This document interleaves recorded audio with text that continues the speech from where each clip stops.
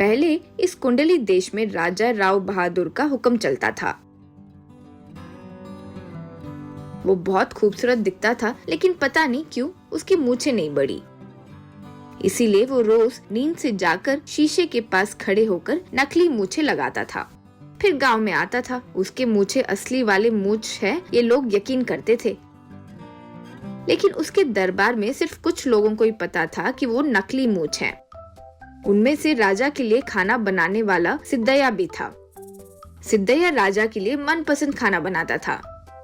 Chicken biryani, chicken fry, mutton fry, मछली की सब्जी, ऐसे कई प्रकार के पकवान बनाता था।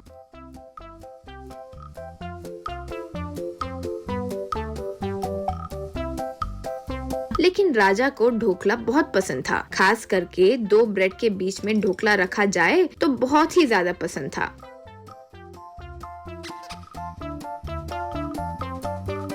वही नहीं, खाना परोसना भी रसोई सिद्धय्या का ही काम था।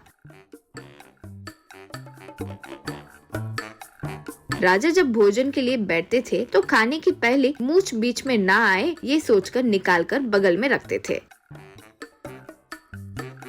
सिद्धय्या के बनाए ढोकला महाराज खूब शौक से खाते थे।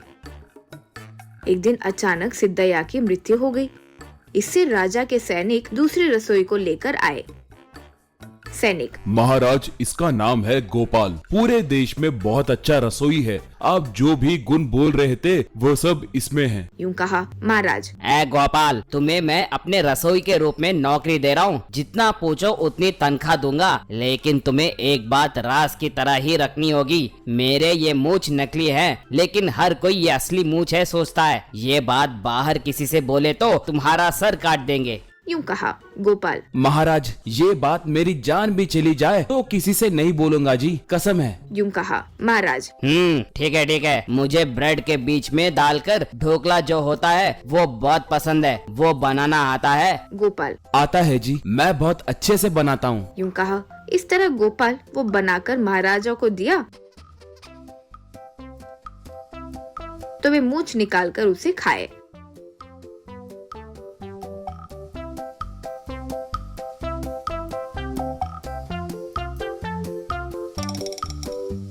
इस तरह रोज स्वादिष्ट खाना बनाकर राजा को देता था।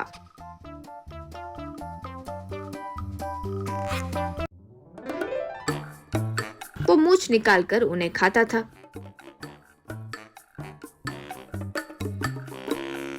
एक दिन महाराज के पास एक चित्रकार आया। वो: महाराज, मैंने कई राजाओं के चित्र उतारे हैं। आप इजाजत दे तो आपका भी चित्र बनाऊंगा। यूं कहा। महाराज ठीक है कहकर अनुमति दिए। वो महाराज के सामने खड़े होकर उसे देखकर चित्र बना रहा था।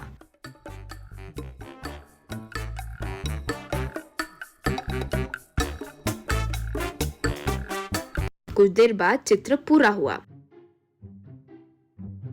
महाराज देखे तो उनके चेहरे पर मूछ नहीं थी। इससे महाराजा को गुस्सा आया। तब वे मन में: मेरी मूछ नहीं है, ये बात इसको कैसे पता चली? शायद वो गोपाल ही बता दिया होगा। अब इसे मार दिया तो बेकार में लड़ाई होगी और पड़ोसी राज्य में भी मेरे मूछ के बारे में पता चल जाएगा। यूं सोचकर तुम जो चित्र बनाए अच्छा है, ये लो बहुमान। एक और बार हमारे देश में वापस मत आना, ये मेरा आदेश है। यूं कहा वो चले गया।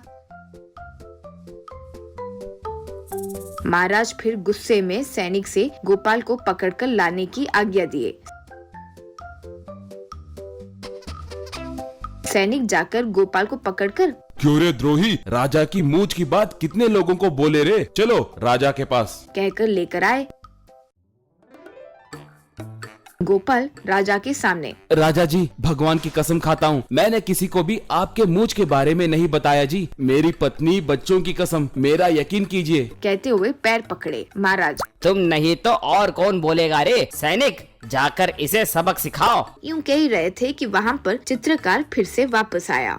महाराज गुस्से से: तुम्हें देश छोड़कर जाने के लिए कहा ना, फिर वापस क्यों आए? तब वो: महाराज माफ कीजिए, गलती हो गई। आजकल मुझे याददाश्त कम होते जा रही है। आपके चित्र पर मूछ डालना भूल गया।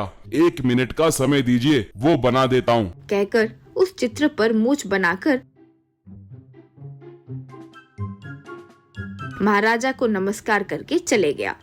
तब महाराज को सच समझ आ गया और वे गोपाल निर्दोष है, उसे छोड़ दीजिए। थोड़ी देर और हो जाती तो उसे मारने का पाप मेरे सर पर आ जाता। ये सब ये मूंछ की वजह से हुआ है। मुझे माफ करो गोपाल, ये सब ये मूंछ की वजह से। क्यों भाई, मूंछ नहीं रहे तो क्या होगा? अब से मैं असली तरह ही जीऊंगा। मुझे कोई मूंछ की जरूरत नहीं है। कोई कुछ भी सोचे, मुझे परवाह नहीं है। कहकर मूंछ निकालकर फेंक दिए। वो देखकर गोपाल, सैनिक, सभा में सारे लोग बहुत खुश हुए।